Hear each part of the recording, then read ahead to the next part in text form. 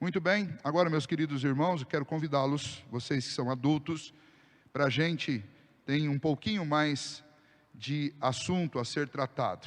E eu quero convidá-los então a abrirem suas Bíblias em Apocalipse 17, e nós faremos a leitura destes 18 versículos que estão no texto. Veio um dos 7 anjos que tem as 7 taças e falou comigo dizendo: vem, mostrar-te-ei o julgamento da grande meretriz, que se acha sentada sobre muitas águas, com quem se prostituíram os reis da terra, e com o vinho da sua devassidão foi que se embebedaram os que habitam na terra. Transportou-me o anjo em espírito a um deserto, e vi uma mulher montada numa besta escarlate, besta repleta de nomes de blasfêmia, com 7 cabeças e 10 chifres. Achava-se a mulher vestida de púrpura e de escarlata, adornada de ouro, de pedras preciosas e de pérolas, tendo na mão um cálice de ouro transbordante de abominações e com as imundícias da sua prostituição. Na sua fronte achava-se escrito um nome, um mistério: Babilônia, a grande, a mãe das meretrizes e das abominações da terra. Então vi a mulher embriagada com o sangue dos santos e com o sangue das testemunhas de Jesus. E quando a vi, admirei-me com grande espanto. O anjo, porém, me disse: por que te admiraste? Dir-te-ei o mistério da mulher e da besta que tem as 7 cabeças e os 10 chifres, e que leva a mulher.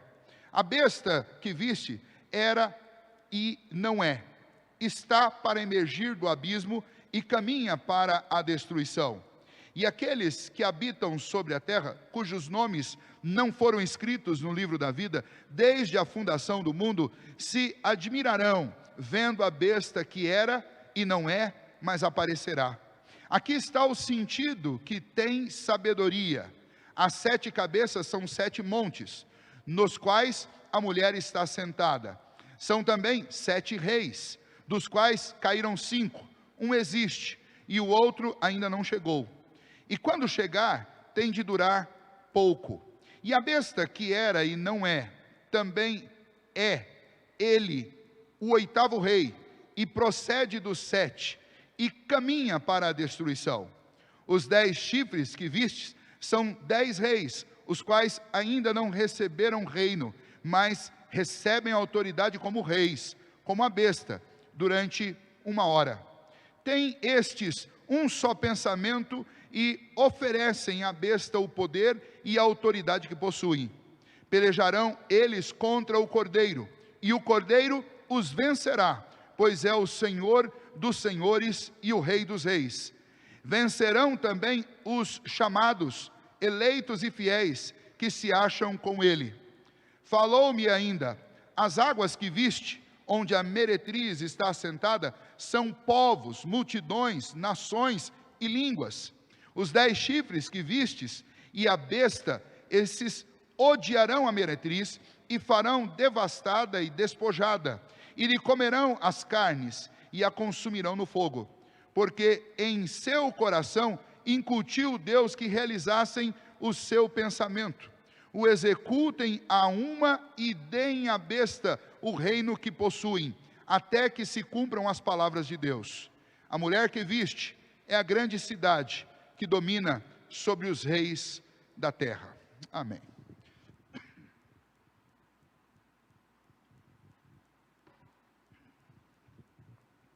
Ajuda-nos, Senhor, a compreender a Tua palavra. Ajuda-nos, ó Deus, iluminando o nosso coração e a nossa mente. E que, ó Deus, ao entendê-la, ela traga ao nosso coração alerta, discernimento e também a paz em Cristo Jesus. Oramos assim, no nome do Teu Filho. Amém. Muito bem. Este texto que nós vemos e que acabamos de ler, ele começa a apresentar a 6ª sessão ou a 6ª imagem do livro de Apocalipse. Se vocês bem lembram, nós estamos vendo desde o início esses paralelos da história, essas imagens que descrevem o mesmo período, a mesma história, que é a história da igreja, a história do povo de Deus neste mundo caído. A história que mostra os ataques de Satanás contra o povo de Deus. A história que mostra os juízos de Deus sobre a terra, representados através de selos, trombetas e taças ou flagelos, como vimos até aqui. Essa história que nós já lemos e já estudamos, mais uma vez, ela é apresentada sobre um novo prisma para nós. E agora, de uma forma um pouco mais ilustrada, para mostrar para nós âmbitos ou realidades um pouco mais amplas e mais profundas de como nós vivemos nesse mundo e qual é a realidade desse grande conflito que existe no mundo e na história entre aqueles que são povo de Deus e aqueles que são rebelados contra Deus. Esta sessão que nós iniciamos hoje, que é a sexta imagem, ela vai do início do capítulo 17 até o final do capítulo 19. E o que ela vai mostrar para nós é não apenas esse conflito entre o povo de Deus e entre o mundo, estas manifestações do juízo de Deus sobre o mundo, mas ela vai mostrar principalmente o triunfo de Cristo sobre todos os seus inimigos, começando com o triunfo sobre este grande povo, sobre esta grande cidade que é descrita aqui, chamada de Babilônia.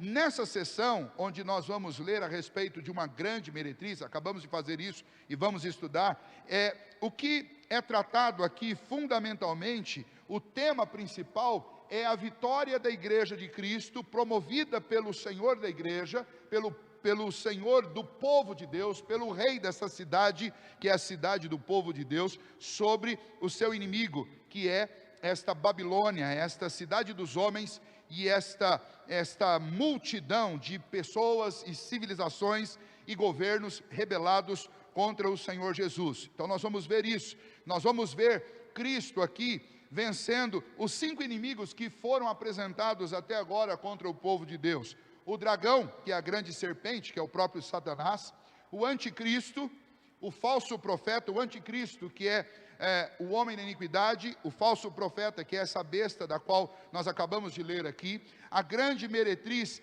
que é esse sistema que se prostitui contra Deus, esse sistema opressor, esse sistema inimigo de Deus, e os homens que servem nesse sistema a besta, que tem a imagem da besta. O povo de Deus, selado e eleito, será vitorioso. Todos esses inimigos serão vencidos pelo poder de Cristo Jesus. Agora, no capítulo 17, em ordem decrescente, nós vamos ver a queda de cada um desses inimigos, começando pela queda desta grande meretriz, dessa cidade dos homens, que nos é apresentada aqui no capítulo 17, e no capítulo 18 nós vamos ver sua queda completa. Aqui nós vamos ver o início da sua derrocada, e no capítulo 18 a sua queda completa. Já no capítulo 19, nós vamos ver Cristo triunfando sobre todos os outros inimigos, sobre os homens que servem a besta, sobre o anticristo, sobre o falso profeta, sobre Satanás. No capítulo 19 veremos isso, e no capítulo 20 a conclusão dessa história.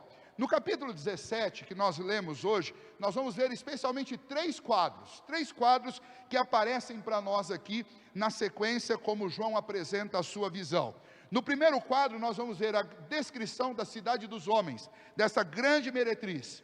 No segundo quadro nós vamos ver sobre quem essa grande meretriz se sustenta, e nós vamos ver então esta imagem da besta que é apresentada aqui. E o terceiro quadro que nós vamos ver no capítulo 17, fala sobre a vitória de Cristo, como que essa vitória é esmagadora contra a grande meretriz, contra a besta, e o próprio Deus usando esses inimigos para que eles se autodestruam. Nós vamos ver essas 3 profecias que serão apresentadas aqui. Antes de nós entrarmos no texto, vocês observaram que ao contar esse texto para as crianças, eu me vali de 2 imagens, a imagem da cidade dos homens e a imagem da cidade de Deus. E por que eu fiz isso? Porque, de fato, o que esse texto vai mostrar através de uma imagem é uma grande cidade que é representativa não apenas de um local geográfico, mas de uma população e de um movimento histórico da população do mundo rebelada contra Deus. Agostinho, no século V, quando ele escreve, depois da queda, do encerramento do Império Romano da sua ofensiva contra a igreja, não do encerramento do império, mas do encerramento da ofensiva do Império Romano contra a igreja, porque Constantino transforma a igreja cristã na religião oficial de Roma. Nesse período, então, Agostinho, depois desse fato, ele descreve, ele explica a história até aquele momento. E por que ele faz essa explicação? Porque lá no século V, depois que Agostinho transformou a igreja cristã na religião oficial de Roma, o poder do Império Romano foi se diminuindo e foi se dissolvendo dentro da história. Quando isso acontece, existe uma acusação de que o Império Romano, ele perdeu o seu poder no momento em que ele transformou a igreja cristã na sua religião oficial. E uma confusão estava na mente das pessoas para entender o que de fato representa Constantino ter decretado que a igreja cristã era a igreja de Roma. E assim ele sancionou o início e a denominação Igreja Católica Apostólica Romana surgiu oficialmente nesse momento, transformando o povo cristão nessa igreja e transformando todo cidadão romano como um membro dessa igreja, inclusive o próprio imperador Constantino. O que aconteceu naquele momento? Qual a explicação? Quais as consequências? Quais os efeitos disso na história? Constantino trata desse assunto, aliás, Agostinho trata desse assunto na sua obra principal, que se você não leu ainda, você precisa ler, é o grande clássico da literatura de Agostinho, que é chamado de A Cidade de Deus. E nesse livro, Agostinho descreve a história como um grande conflito entre duas grandes cidades, a cidade de Deus e a cidade dos homens. Quem é a cidade de Deus? A cidade de Deus é todo um movimento de um povo a serviço de Deus e em busca de Deus ao longo da história, dirigidos pelo Senhor da história, que é o Senhor, buscando o Messias, encontrando, recebendo esse Messias em Cristo Jesus e servindo a esse Messias. Essa é a cidade de Deus. Não trata de uma cidade física, não trata de uma população localizada geograficamente num determinado espaço, mas trata de um movimento dentro da história de submissão, serviço e busca a Deus. Ele chama esse movimento de cidade de Deus, porque é um povo caminhando para uma cidade, é um povo peregrino em busca de um lugar, porque eles não encontram o seu lugar aqui. Por outro lado, quando ele descreve cidade de Deus, ele também descreve não uma cidade física, geograficamente localizada, mas ele descreve um movimento dos homens que nunca reconheceram a existência de Deus, nunca o obedeceram e, pelo contrário, quando reconhecem a sua existência, eles se rebelam contra ele, eles se levantam contra ele, e Agostinho chama esse movimento da história, todos esses acontecimentos em rebeldia a Deus, esses movimentos que tentam tirar Deus da história, ele chama isso de cidade de Deus. E ele descreve a história nossa, toda a nossa história, até os seus dias, obviamente, quando ele escreveu, mas quem lê hoje percebe claramente que o fio da história não encerrou. Ele descreve como esse conflito entre a cidade dos homens e a cidade de Deus, entre o povo que obedece a Deus e o povo que obedece aos seus próprios instintos carnais, as suas lideranças mundiais, que são, na grande maioria, para não citar todos, são obstinadamente contra Deus, são anticristãos. E então, esta imagem que nós encontramos no livro de Agostinho, ela nos ajuda perfeitamente a entender o que está no capítulo 17.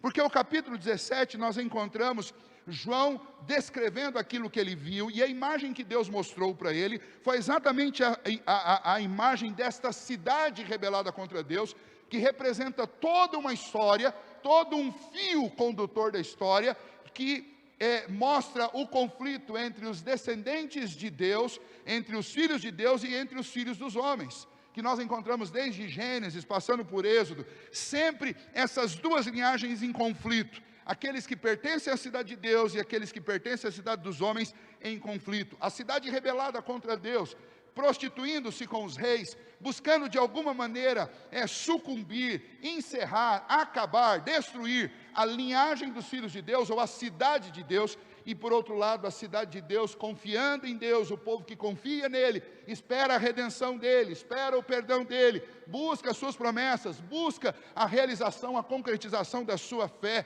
e resiste aos ataques das cidades dos homens. Essa é a história que está sendo descrita aqui, através das muitas imagens que João vê e que João descreve para nós.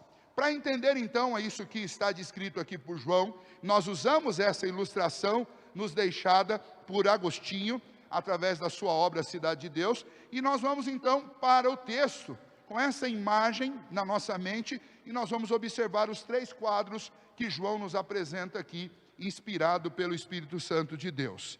A primeira imagem que nós vamos encontrar é a imagem desta cidade dos homens, da grande meretriz, chamada aqui também de Babilônia.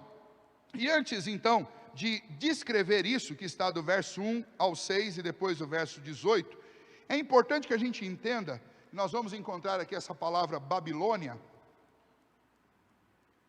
e essa palavra Babilônia, ela, normalmente quando a gente lê, a gente se lembra do Império Babilônico, o Império de Nabucodonosor, da sua capital, cidade de Nínive.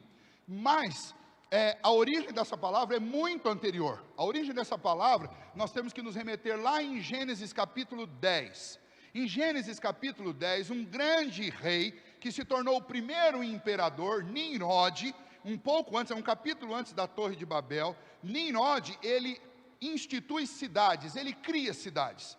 E nessas cidades, os homens começam a construir zigurates, que são pináculos, são torres. E essas torres tinham o papel de serem um portal construído pelos homens para alcançar Deus. Era um portal dos homens para Deus. Era uma maneira dos homens invadirem os portais eternos, as portas celestiais. Ou seja, era uma religião construída e idealizada e construída pelos homens na tentativa de irem ao encontro de Deus para tentar fruir dele alguma coisa. Então, Nimrod, que começa essas cidades com esse objetivo, ele vai ser o criador, inclusive, da cidade que recebe esse nome Babel, onde foi construída uma torre que vocês vão lembrar muito bem da história, a Torre de Babel. E essa torre e a sua construção se tornou tão perigosa que Deus decidiu então, naquele momento ali, cumprir a história que ele tinha escrito, separando as nações, dividindo-as por línguas estranhas, línguas diferentes, de tal maneira que um não compreendia o outro, um pedia pedra, o outro trazia areia, pedia areia, trazia pedra, e a língua foi confundida ali, e ali naquela grande confusão, eles se dispersaram, mas se dispersaram com o mesmo intento, de sair dali, se fixar num outro lugar e começar a fazer a mesma coisa. E então, o que nós encontramos nessa dispersão, é uma dispersão da cidade dos homens, homens que estavam sempre obcecados por construírem a sua autorredenção, por encontrarem um caminho próprio deles mesmos para o céu, ou seja, um pensamento completamente desvirtuado daquilo que eles já tinham recebido como tradição oral, a respeito de como buscar a Deus, fazendo orações, buscando através de sacrifícios, tentando de alguma maneira aguardar com paciência a revelação do Messias, do Redentor, daquele que tiraria o pecado dos homens. Eles tomam um caminho diferente. Nessa tomada de caminho diferente, começa essa grande e longa história da Babilônia e de Babel. Por quê? Porque a palavra Babilônia, na realidade, ela vem da mesma raiz, que é a raiz Babel. Babilônia é tão somente uma expressão de grandiosidade daquilo que Babel tinha sido, tanto em termos gramaticais, como em termos históricos, porque aquilo que Babel tentou ser, a Babilônia, o Império Babilônico, se tornou um grande e consolidado império, extremamente poderoso, ao ponto de que o seu grande imperador, no caso Nabucodonosor, num determinado momento da história, e Daniel nos conta isso, ele se tornou tão poderoso que Deus manda lhe dar uma visão e manda Daniel avisá-lo: olha, você vai ser humilhado. Por quê? Porque ele contemplava os jardins suspensos da Babilônia, ele contemplava o seu império, e ele chegou à conclusão que não havia ninguém mais poderoso que ele. E na sua conclusão de que não havia ninguém mais poderoso como ele, Deus o humilha diante dessa conclusão que ele tinha. Mas o ponto é que ele se tornou tão grande, e a cidade dos homens se consolidou com tamanho poder, que o próprio Nabucodonosor, que é o representante, o líder máximo dessa Babilônia, ele se via como um Deus, ele se via como um ser divino, e nessa obstinada pretensão de ser divino, Deus o humilhou. Mas a imagem ficou, e a Babilônia, que em todo o Antigo Testamento se tornou um grande símbolo de oposição a Deus, e de um grande e terrível algoz do povo de Deus, aqueles que habitam a cidade de Deus, que buscam a habitação da cidade de Deus.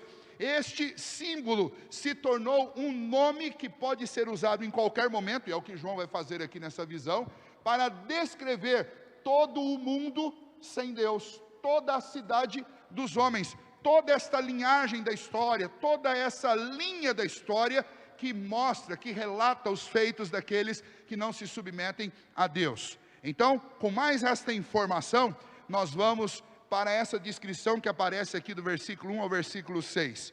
O que é essa grande meretriz, essa cidade dos homens, essa cidade chamada de Babilônia? Bom, em primeiro lugar, ela é um contraste, né? Nós temos no Novo Testamento uma descrição do povo de Deus, que é chamado no Novo Testamento de igreja, ou é chamado também de a noiva. Em contrapartida, os homens sem Deus são chamados aqui por João de a grande meretriz, né? Se a igreja é a noiva de Cristo, todo mundo sem Deus é a grande meretriz. Se a igreja e o povo de Deus são chamados aqueles que habitam a cidade de Deus, aqueles que não são cristãos são aqueles que habitam a cidade dos homens. É um contraste entre a Nova Jerusalém e a grande Babilônia. Não aquela Babilônia lá do Antigo Testamento, mas a Babilônia que é representada por todas as nações, todas as cidades, todos os povos, obstinadamente contrários a Deus. João recebe esta visão e ele contrasta para nós de uma forma muito vívida esses dois lugares, esses dois povos e essas duas linhas da história. Sobre o governo, aliás, sobre o trono da cidade dos homens está Satanás. E Satanás faz o que com a cidade dos homens? Satanás propõe, através da cidade dos homens, todo tipo de prostituição e impureza para que os reis da terra, os homens que lideram visualmente, materialmente, fisicamente, estas cidades dos homens, para que eles se prostituam com o próprio Satanás e com as coisas que são próprias dele. Então, quando João descreve isso, ele diz para nós assim: veio um dos 7 anjos que tem as 7 taças, ou seja, daqueles que lançaram os flagelos sobre a terra, falou comigo dizendo: vem, vou mostrar para você o julgamento da grande meretriz. Ou seja, o texto que nós estamos lendo não é o texto do momento e da continuação do conflito. O texto que nós estamos vendo é o final do conflito, como é que esta grande meretriz, essa cidade dos homens será derrotada. E aí então ele continua, o julgamento da grande meretriz que se acha sentada sobre muitas águas. Lembra que muitas águas aqui em Apocalipse representa o mundo sem Deus, o mundo pagão, o que faz todo sentido dentro da interpretação que nós estamos encontrando para esse texto. Com quem se prostituíram os reis da terra, ou seja, os reis da terra, eles estão nessa cidade dos homens, e eles nessa cidade dos homens, eles praticam todo tipo, e aí veja o texto, com vinho de sua devassidão, e foi que se embebedaram os que habitam sobre a terra. Ou seja, estes reis são reis que se prostituem contra Deus, ou seja, são reis infiéis a Deus, e todo o povo que segue a liderança desses reis, que segue a cultura desse tempo, que não serve a Deus, todos eles habitam essa terra e se embebedam dessa devassidão e dessa prostituição moral, dessa prostituição cultica, dessa adoração de si mesmo, dessa adoração daquilo que é uma cultura pervertida, uma cultura de Satanás. Verso 3, diz que o anjo então transportou em espírito a um deserto e viu uma mulher montada numa besta escarlate, besta repleta de nomes e repleta de blasfêmias, com 7 cabeças e 10 chifres. Então, esta grande meretriz, ela tem uma autoridade obviamente que não procede de Deus, mas uma autoridade que procede da besta, de Satanás, daquele que serve a Satanás. Quando nós lemos aqui uma mulher ou uma meretriz, a ideia aqui é descrever um sistema semelhante ao sistema eclesiástico. Nós temos a igreja, que no Novo Testamento é chamado de a noiva de Cristo. Satanás, ele é sempre um imitador malfadado, ele é sempre um imitador ruim. Então, o que João está descrevendo aqui é que da mesma maneira que a noiva de Cristo é uma virgem santa, pura, que está sendo lavada e redimida no sangue do Cordeiro, ele usa essa mesma imagem para descrever, em contrapartida, na cidade dos homens, o que nós encontramos é um sistema que ele chama aqui de mulher, como se fosse um sistema eclesiástico. Eu tenho um sistema da igreja, mas aqui no meio da cidade dos homens, como na cidade de Deus tem a igreja, no meio da cidade dos homens, eu tenho um sistema também. E eu poderia trocar esse sistema aqui por uma cultura, um modo de vida. Existe um jeito de fazer as coisas. E essa cultura, esse jeito de fazer as coisas, é um jeito que corresponde às inclinações, corresponde à vontade, corresponde ao jeito de Satanás fazer as coisas. Esse povo é um povo que rejeita a Deus, que não adora a Deus, mas aceita de bom grado e abraça tudo aquilo que é próprio de Satanás. É um povo. Satanás se rebelou contra Deus? Sim, eles também se rebelam. Satanás tentou matar o Filho de Deus? Eles também tentam, não fisicamente, obviamente, mas eles tentam matar a história do Redentor. Eles recusam a Cristo, eles negam a Cristo, eles não obedecem o que Cristo ensinou, eles rejeitam a mensagem do Evangelho, ou seja, eles estão constantemente se prostituindo com a cultura de Satanás, com o modo de Satanás fazer as coisas. É por isso que esta mulher é descrita aqui como montada sobre esta besta e fazendo o quê? Se prostituindo. Essa é a ideia. A grande Babilônia não é, portanto, uma cidade, mas ela é uma linha na história, uma grande meretriz da história. Essa cidade dos homens, esta Babilônia, é este mundo sem Deus, e tudo aquilo que as pessoas que não servem a Deus fazem dentro dessa cultura completamente obstinada e completamente perdida. E você não precisa ir longe para perceber isso. Basta que você meça um pouquinho a qualidade do que nós temos hoje em termos de entretenimento. Aquilo que é produzido pela chamada cultura pop em qualquer lugar do mundo. O que a cultura pop no nosso tempo ela produz? Basta que você pegue lá o Netflix ou que você abra uma TV aberta e acompanhe as programações. Não é de hoje, por exemplo, falando em algo muito comum, não é de hoje que as novelas que são apresentadas nas redes de TV aberta do nosso país, elas têm como herói quem? O herói, já desde a época do James Bond, é um homem infiel, né? O tal do garanhão, que fica com todas as mulheres, com 2, 3 conversas, ele tem uma noite, uma noitada lá com uma mulher, independente de qualquer tipo de relacionamento. Esses são os galãs da cultura do mundo, são os heróis. O grande herói, então, ele é alguém que se prostitui. Quando você vai para as novelas, quem é o cara mais bacana na novela? É o que trai a esposa. Quem é a mulher mais linda e mais interessante da novela? É a que trai o esposo. Quem é a pessoa mais inteligente e mais sensacional e mais boazinha e mais companheira e mais parceira que você vai encontrar em qualquer novela, em qualquer filme, em qualquer desenho? O que é homossexual ou bissexual, que não tem uma sexualidade de acordo com aquilo que é princípio normativo das Escrituras. E então, o que você vai observando nessa cultura? Você vai observando nessa cultura que tudo aquilo que é contrário à palavra de Deus é exaltado, cultuado e enaltecido como se fosse uma coisa extraordinária. Quem são os personagens que podem fazer coisas grandiosas, como ter uma grande empresa, como ter um belo carro, como fazer uma bela viagem? São aqueles que cometem corrupção, são os corruptos. Ou seja, tudo aquilo que atrai o nosso gosto está sempre associado com a cultura pervertida de Satanás. Então, o que nós estamos vendo aqui, lá nas lentes de João, lá no 1º século, é um retrato da civilização humana sem Cristo, sem Deus, em qualquer época. É sempre uma civilização que se prostitui com a cultura de Satanás, com os pensamentos de Satanás. Ela vem montada sobre a própria cultura e a própria linha, o próprio caminho que Satanás tomou para si, que é um caminho de rebelião. Quem é essa grande meretriz, essa grande cidade? É aquela que exerce influência mundial. Por incrível que pareça, não é a cidade de Deus que influencia o mundo, mas infelizmente é a cidade dos homens que influencia o mundo. São eles que ditam a cultura no mundo. Não é a igreja, não é o cristianismo. Quem dita a cultura do mundo é Satanás, através da cidade dos homens, através da Babilônia, através da grande meretriz, que são 3 descrições aí de uma mesma coisa, esse movimento na história de obstinada oposição ao Senhor. Esta religião, que é uma religião prostituída, está presente em todos os povos. Em todos os povos. Esse ano, por causa da questão do Covid, não teve o carnaval, por exemplo, que é a festa da carne.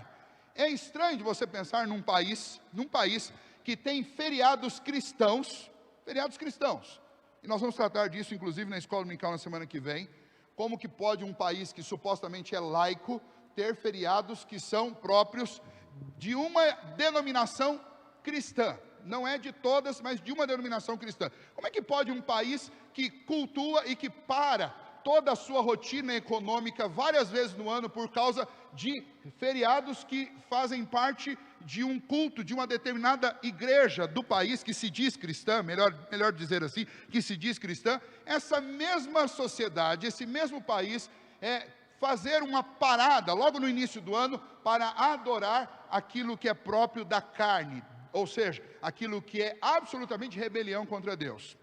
Este país, este ano, graças a Deus, essa festa não aconteceu. E aí uma determinada estrela do cinema e da televisão brasileira fez um vídeo indignada com as autoridades do país, porque ela não pôde sair na rua, pular, fazer xixi na rua.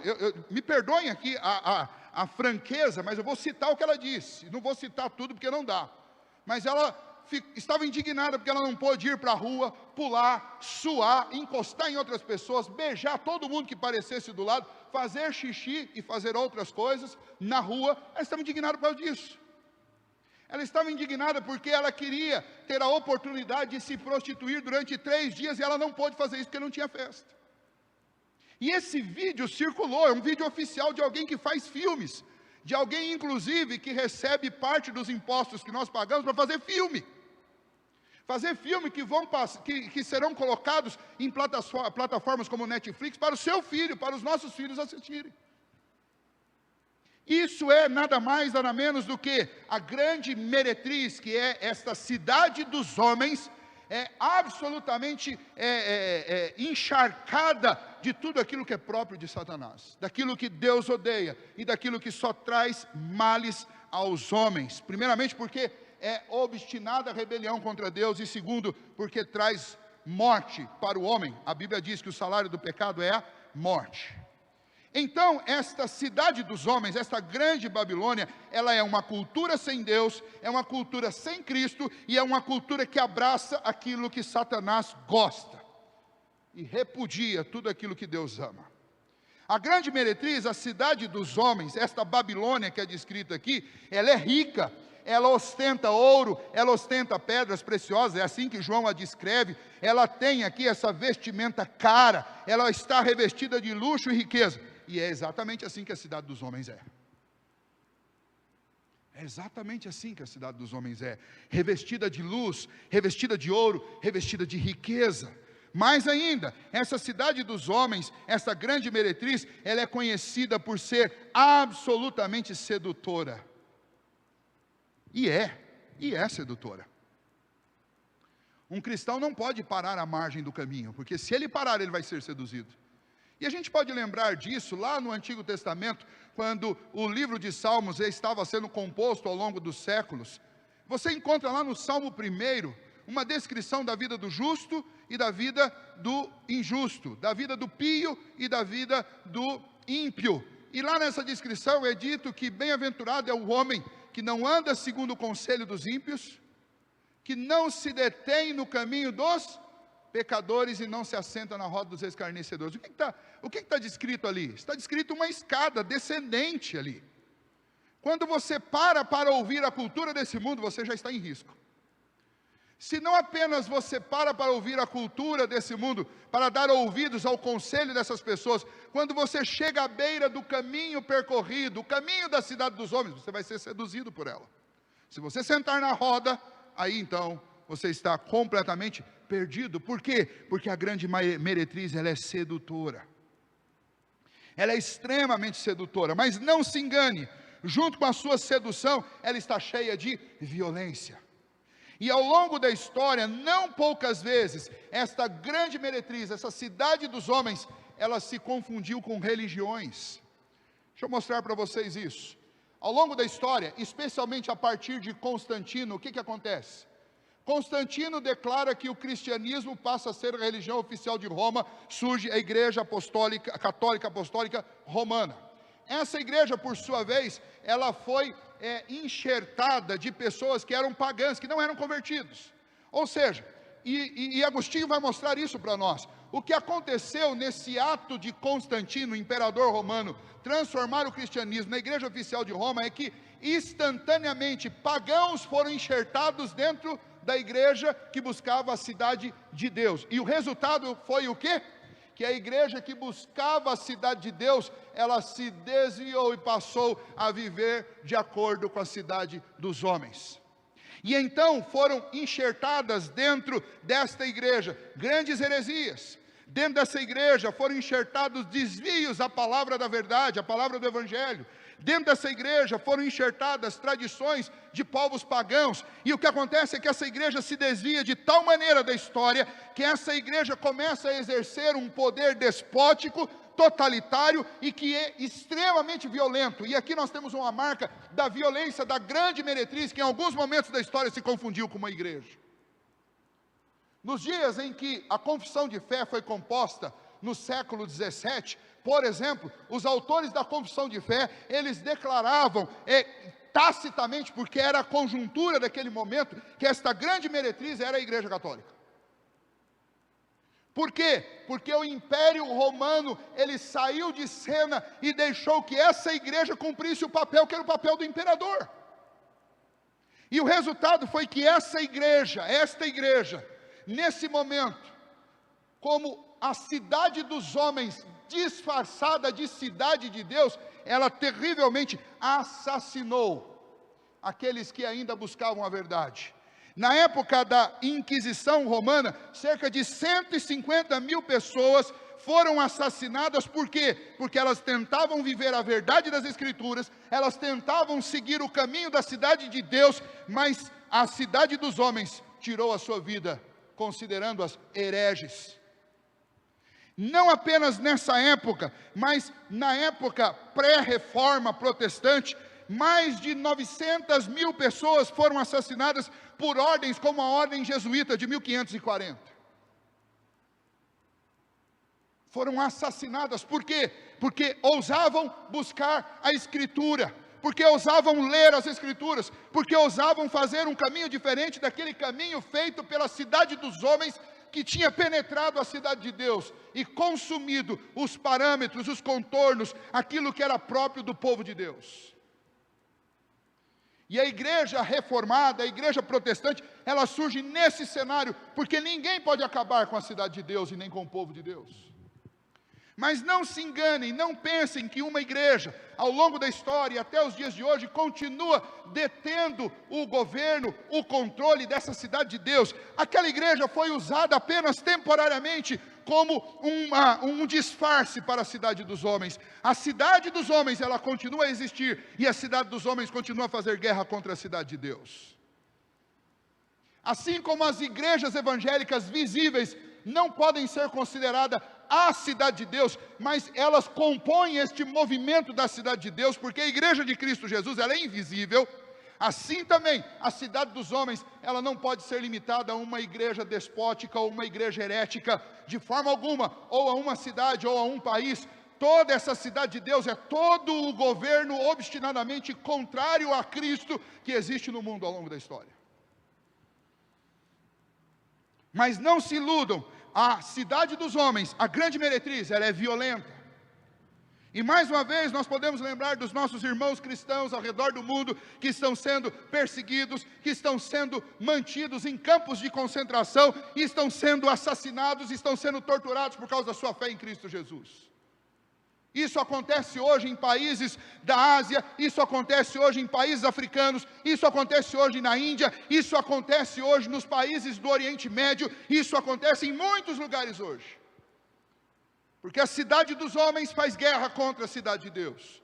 E numa oportunidade tão clara como esta oportunidade que nós estamos agora, de restrições por causa de uma enfermidade, e que são absolutamente necessárias, não duvidem que a cidade dos homens usará isso de alguma maneira para atacar a cidade de Deus.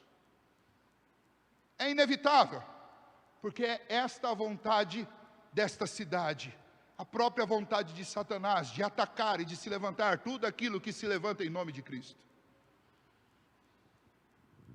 A cidade dos homens, ela faz guerra contra a cidade de Deus. Mas eis a boa notícia, que é a notícia desta visão que João tem no capítulo 17, 18, 19. Cristo já venceu e vencerá absolutamente a cidade dos homens, porque a cidade de Deus, essa permanecerá eternamente. Do verso 7 até o versículo 17, nós vamos encontrar aqui a citação e a descrição da besta, novamente. Lembra que nós já estudamos sobre ela lá no capítulo 12 e no capítulo 13 de Apocalipse. Portanto, eu não vou gastar muito tempo aqui, eu quero apenas relembrá-los disso. Nós aprendemos sobre essas duas bestas que são citadas no livro de João, que uma delas emerge do mar, e aí nós estudamos sobre isso e nós identificamos que essa besta que emerge do mar, ela simboliza a imagem de alguém absolutamente obstinado contra Deus, que é uma imitação produzida por Satanás de Cristo. E essa figura é chamada no Novo Testamento de o homem da iniquidade. Ele recebe a autoridade de Satanás e é uma tentativa de Satanás imitar o que Deus fez quando enviou o seu filho. É um indivíduo que recebe poder e força do próprio inimigo das nossas almas para atacar os homens. Ele se levanta como um grande líder mundial do mundo sem Deus. Por isso que ele levanta das águas. E lembra que águas em Apocalipse simbolizam mundo sem Deus. Ele se levanta, essa besta que emerge do mar. E a outra besta que nós vimos lá é a besta que emerge da terra. E essa besta é uma figura religiosa que se apostata contra Cristo, abandona Cristo e passa a adorar Satanás. Ela também recebe autoridade e poder de Satanás, inclusive para ressuscitar a besta do mar, que é ferida na testa, a gente não sabe porquê, mas uma ferida mortal. E essa besta da terra, que é o apóstata, ele com seu poder faz ressurgir a besta do mar. E essa dupla nefasta junto, são os dois últimos inimigos que serão vencidos por Cristo, mas são os dois últimos inimigos que perseguirão a igreja. Muito bem, com isso em mente, agora nesse texto, João volta a citar qual delas? João volta a citar a besta que emerge da terra. Veja só o que ele fala. O anjo, porém, me disse: por que te admiraste? Dir-te-ei o mistério da mulher e da besta que tem 7 cabeças e os 10 chifres e que leva a mulher. Lá no versículo de número 3, nós vimos essa besta aparecendo com nomes de blasfêmias, com 7 cabeças e 10 chifres. Aqui, no versículo 7, ela é repetida e explicada. No verso 8 é dito: a besta que viste era e não é, e está para emergir do abismo e caminha para a destruição. Então vamos lá, vamos tentar descobrir o que é isso. Bom, quando João, lá no capítulo 12 e 13, fala desta besta que emerge da terra, nós entendemos como sendo uma besta, um ser, um homem contra Cristo, né? Não mais uma instituição, não mais uma organização, mas João está falando de uma figura, um indivíduo lá no fim, que se levanta como um apóstata contra Cristo, recebe a autoridade de Satanás para inclusive fazer milagres. Muito bem. Nós sabemos que esta figura vai conseguir dominar o mundo e vai ter a adoração das pessoas do mundo e vai ser, junto com o homem da iniquidade, a liderança mundial, uma liderança política e uma liderança religiosa. Nós sabemos disso. Agora, quando João cita, ele diz que essa besta, que nós já sabemos quem é, que é esse apóstata, essa besta, ela já foi, ela não é, e ela voltará a ser. E aí surge um mistério, um enigma. Como entender isso? Bom, voltamos então àquela imagem da cidade dos homens. A cidade dos homens já teve muitos líderes, como ela terá na figura do homem da iniquidade, na figura do apóstata, da besta. Mas como foram esses líderes no passado? Eles eram líderes religiosos? Não. É dito aqui no texto que essa besta, e junto com a mulher, elas estão sobre um monte, sobre 7 montes, mais precisamente falando. E aí começa uma sessão de repetição de números. Então, aparece o número 5, aparece o número 6 e aparece o número 7. Vejamos, eu quero que você acompanhe comigo esta contação. A besta que vistes era, não é e está para emergir do abismo e caminha para a destruição. E aqueles que habitam sobre a terra, cujos nomes foram escritos no livro da vida, desde a fundação do mundo, se admirarão vendo a besta que era, não é, mas aparecerá. Aqui está o sentido que tem sabedoria. As 7 cabeças são 7 montes, nos quais a mulher está sentada. Mulher, lembra, é a grande meretriz, é o mundo obstinado contra Deus. São também, além de montes, eles são também 7 reis, dos quais caíram 5, um existe e o outro ainda não chegou. Aqui está a solução para o nosso enigma. Quais foram estes montes que já caíram? Qual o monte que existia nos dias de João e qual o monte que ainda viria? É fácil. Ele está falando de impérios. Ele está falando de grandes impérios. O primeiro é o império que começa lá com Nimrod no passado, que acaba se tornando, ele é o império antigo babilônico, mas que na realidade nós conhecemos esse poder muito mais como o poder dos egípcios. E aí alguns livros vão descrever esse primeiro império como o império egípcio, e você vai encontrar essa descrição em outros livros como o império babilônio antigo, mas é o império lá de Nimrod, lá dos dias de Babel.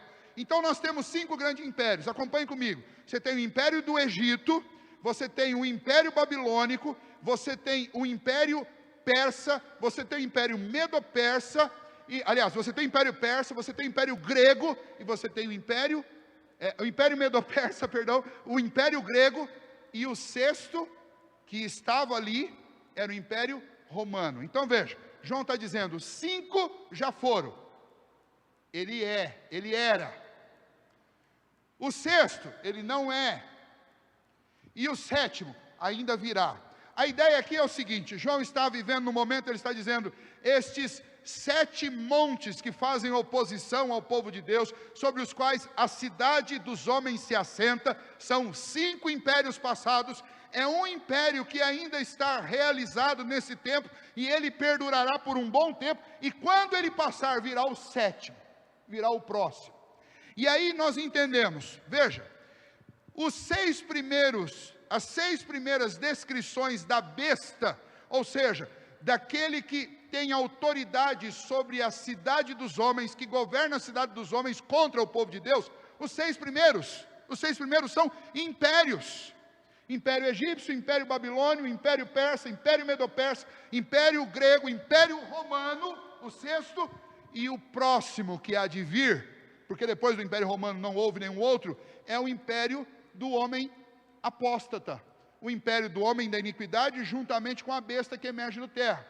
Este império, especificamente, ele terá uma cabeça que é uma cabeça política, que é o homem da iniquidade, e ele terá uma cabeça que é uma cabeça eclesiástica, religiosa, que é a besta que nós vemos citada aqui por João, que surgirá. Este homem, este líder que abandonou a Cristo, ele se apostatou contra Cristo e ele se levanta contra o povo de Deus. Tente criar esta imagem na sua cabeça.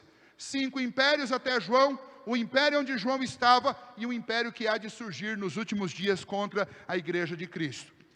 Quando João descreve a besta, ele descreve todos aqueles que se levantaram como anticristos, como bestas contra o povo de Deus, contra a cidade de Deus. Então ele usa todo esse conjunto de imagens para montar para nós uma história onde nós temos oposição contra o povo de Deus, desde o Egito Antigo, lá em Gênesis, até os dias do apóstolo ali no Evangelho, no 1º século, e uma oposição que ainda viria, que vem nos nossos dias, no fim dos tempos. Muito bem, uma vez que a gente entende isso, então a gente pode traçar o perfil dessa besta. A besta, ela é, então,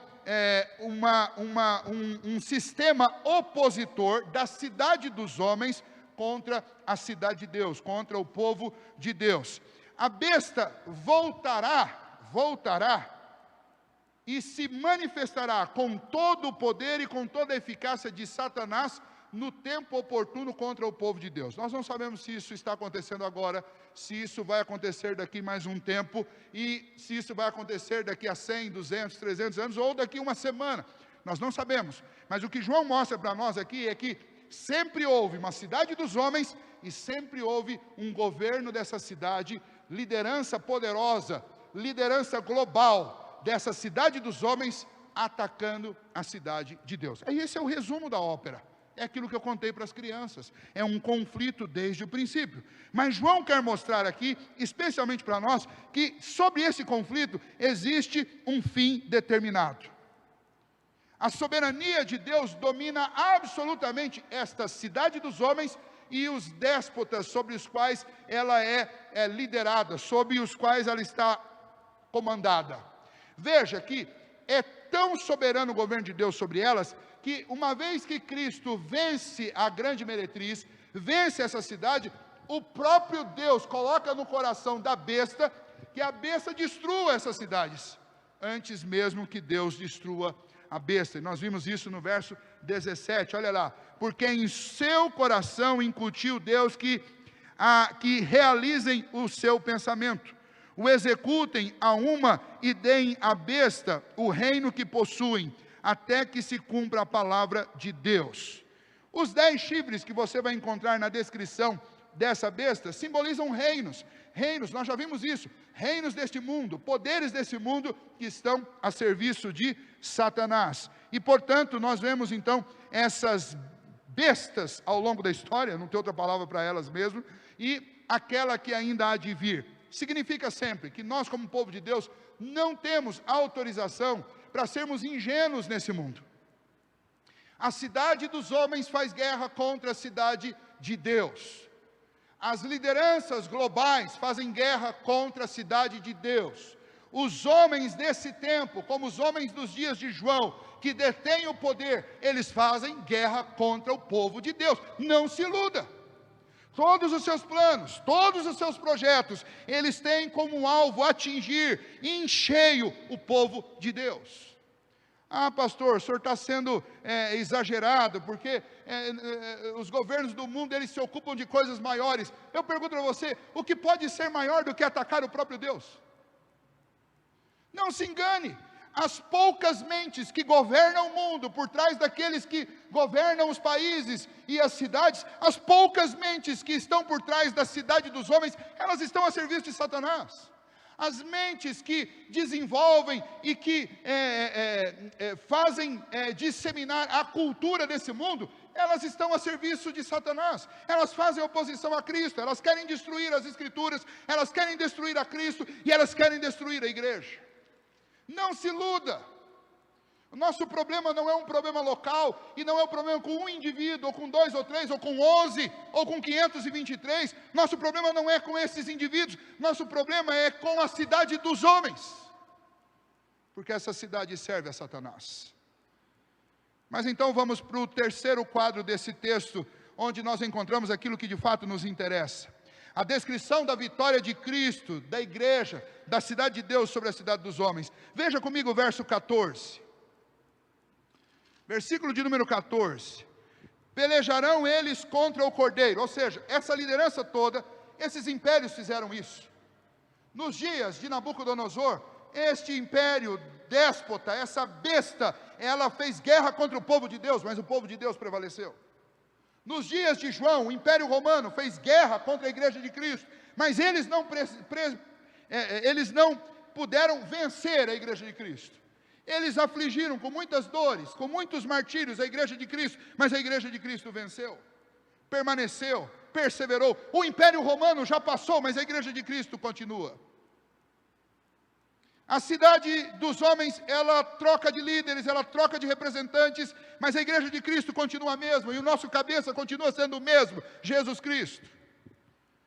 E o verso 14 então diz: pelejarão eles contra o Cordeiro, e o Cordeiro os vencerá, pois é o Senhor dos senhores e o Rei dos reis. Vencerão também os chamados. Quem são? Nós, os eleitos e fiéis que se acham com ele, ou seja, você, eu, nossos filhos, todos aqueles que amam a Cristo Jesus, que servem a Cristo Jesus, que obedecem ao Senhor Jesus, que buscam o Senhor Jesus, nossa vitória é certa, porque o Cordeiro de Deus já venceu, e é apenas uma questão de tempo. Por isso que o mundo odeia o povo de Deus, por isso que essas bestas que se levantam contra Deus, esses anticristos, eles odeiam o Senhor Jesus, porque eles sabem que eles já estão derrotados. O que é lamentável é que muitas pessoas que fazem parte da cidade de Deus, por desconhecer as Escrituras, elas tremem e gemem diante das ameaças desse mundo, com medo do que vai acontecer. Não tenha medo, porque o Cordeiro de Deus já venceu. A vitória de Cristo é devida primeiramente ao sacrifício que Ele realizou lá na cruz, porque quando Ele se entregou na cruz, em nosso lugar, Ele nos salvou definitivamente e tirou das mãos de Satanás o poder de nos acusar diante do trono de Deus. Satanás não pode fazer mais nada com você. Ele pode fazer com que esse mundo se levante violentamente com você, mas ele não pode destruir a sua fé. Ele não pode obstruir o seu caminho para Deus, porque o seu caminho se chama Jesus. Ele não pode impedir a sua vitória, porque a sua vitória é a vitória conquistada por Jesus Cristo. Percebem por que nós não podemos nos deixar abalar pelas ameaças da cidade dos homens? Porque a cidade de Deus, ela é vitoriosa por causa do sangue de Cristo. A vitória de Cristo, ela é devida à sua posição suprema no universo. Satanás não é um guerreiro que luta de igual para igual com Deus. A cidade dos homens, por maior e por mais numerosa que ela seja, ela não faz guerra de igual para igual com a cidade de Deus. Porque Jesus Cristo é o Senhor do universo, e Satanás não passa de uma criatura, um servo rebelado contra o Senhor do universo. Deus, no último dia, eu não quero adiantar isso porque é emocionante deixar, mas nós vamos ver lá no final que Jesus, com um sopro da sua boca, destruirá. Não é páreo. A nossa vitória, ela é devida à posição suprema de Jesus. Ele é o Senhor dos senhores. Lá em Filipenses é dito que Deus colocou debaixo, ou sobre Cristo, toda a autoridade, sobre todas as coisas. Tudo foi colocado abaixo dos seus pés. Deus lhe deu um nome exaltado sobre todo nome, e a Ele é devida a adoração por todos. E todo joelho se dobrará e o adorará. Da cidade de Deus e todo o joelho da cidade dos homens. A vitória de Cristo, ela é completa sobre os seus inimigos. Não sobrará pedra sobre pedra. Nada. Porque a vitória de Cristo, ela será absolutamente completa. A vitória de Cristo, ela é repartida com a igreja, porque nós vencemos junto com Cristo. O versículo 8 nos diz isso, e o versículo de número 14 nos diz isso. Versículo 8: e aqueles que habitam sobre a terra, cujos nomes foram escritos no livro da vida desde a fundação do mundo, se admirarão, vendo a besta que era, não é, mas aparecerá. Aqui está o sentido da sabedoria, e aí a descrição. E no verso 14, esses que se admiraram da grandiosidade desse inimigo terrível, eles vencerão. Verso 14 diz: vencerão também os chamados, eleitos e fiéis que se acham com ele. A vitória de Cristo, ela é também a nossa vitória. A vitória de Cristo é a vitória da noiva do Cordeiro. A vitória de Cristo é a vitória da cidade de Deus. Portanto, uma vez que você ouviu nessa noite sobre essas duas cidades, você sabe que elas existem ao longo da história. Elas não são geograficamente situadas, mas elas são movimentos no mundo dos homens. Um movimento em direção a Satanás e um movimento em direção a Deus. Um movimento em rebelião a Deus e um movimento em obediência a Deus.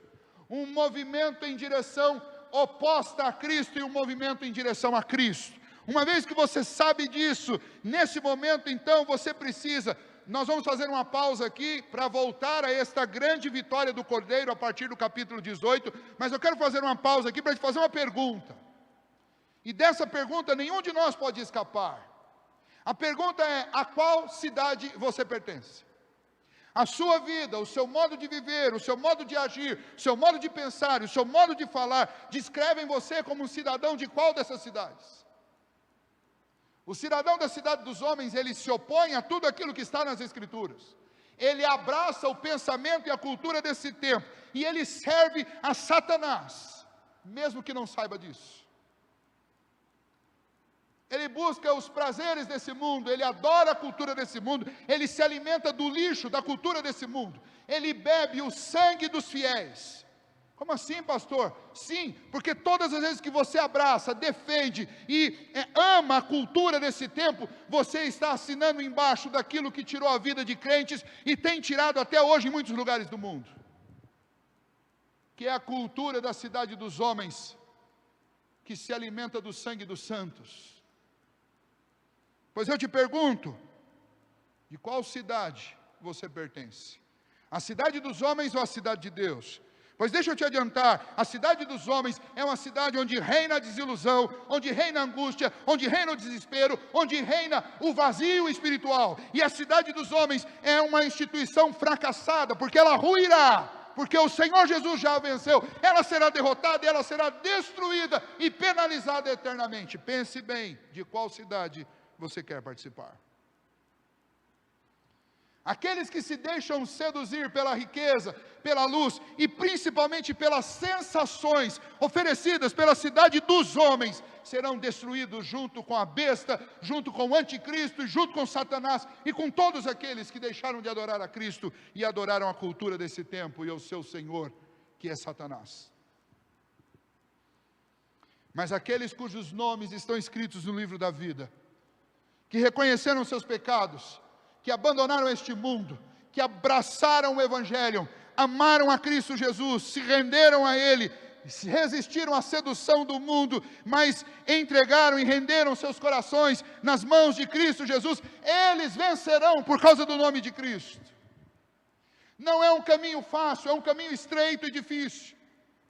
Não é o caminho dos prazeres da carne, mas é um caminho da autonegação, da abnegação a Cristo Jesus. É um caminho de lutas, é um caminho de grandes desafios, mas é o caminho da paz no coração, é o caminho da esperança, é o caminho de um coração satisfeito e preenchido pelo Espírito de Deus, é o caminho da alegria no meio da tribulação, é o caminho da satisfação no meio da escassez, é o caminho do brilho no meio das trevas, é o caminho da esperança ancorada na eternidade por causa de Cristo Jesus.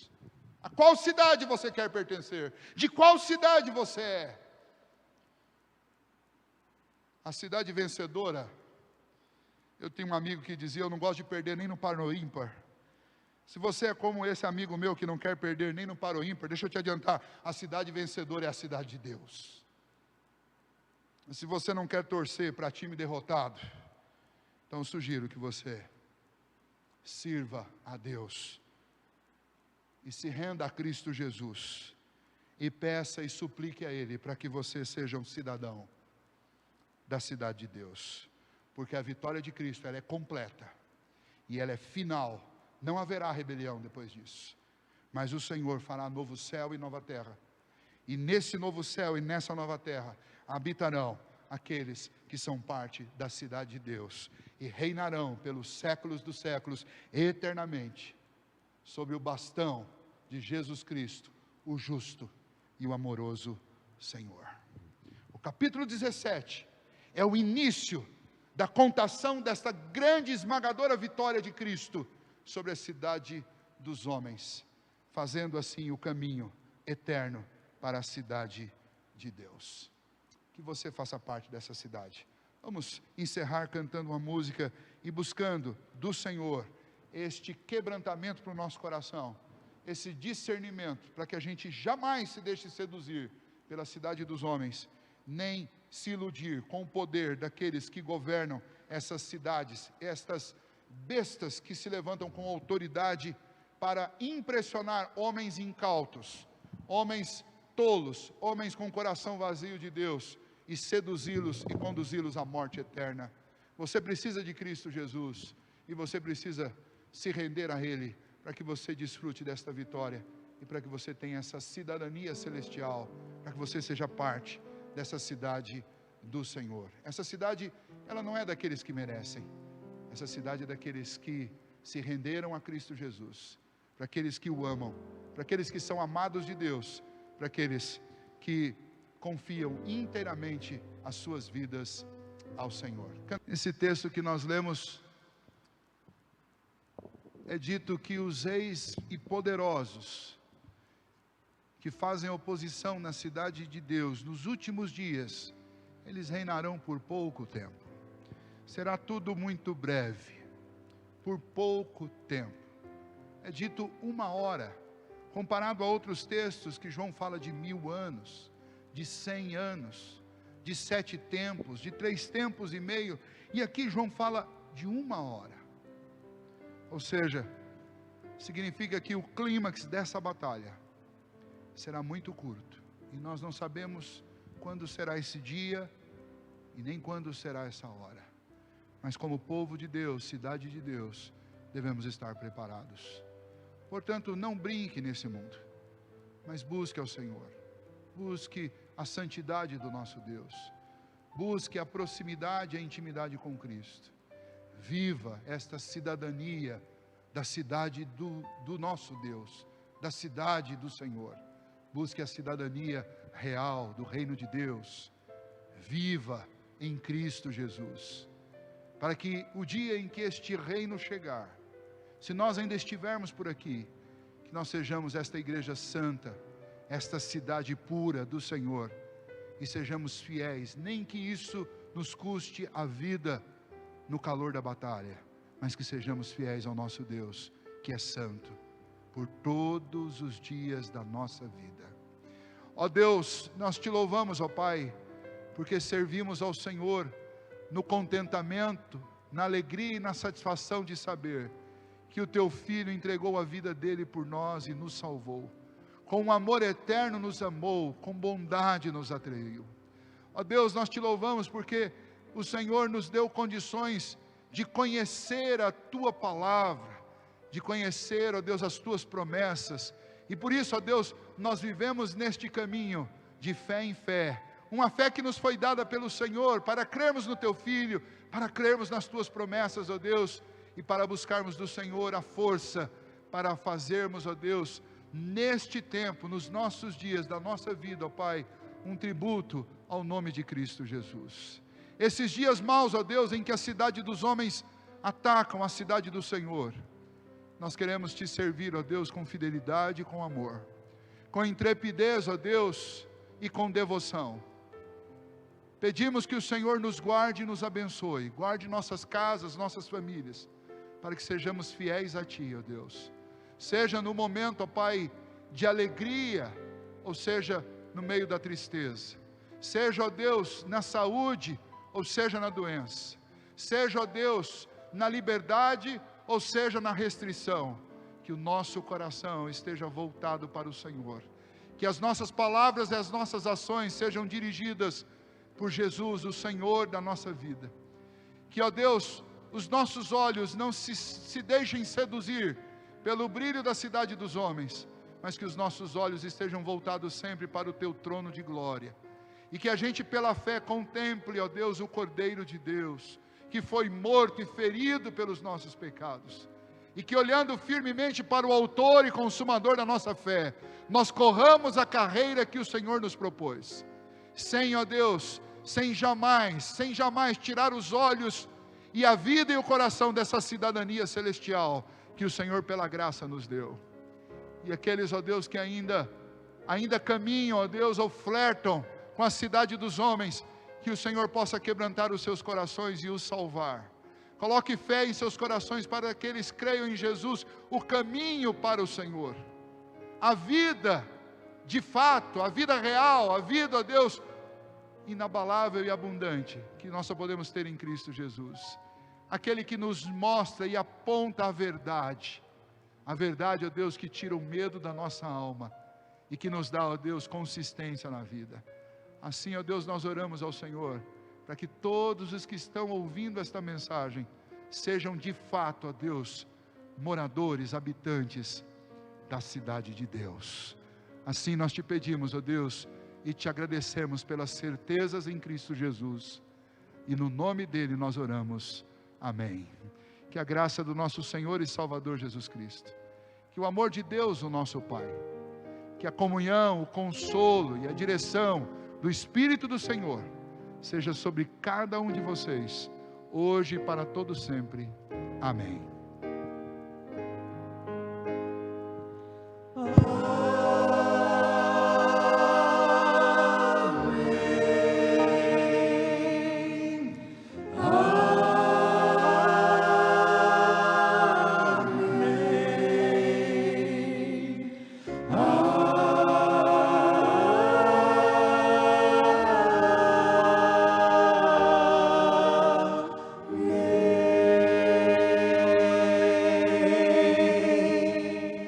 Glórias a Deus.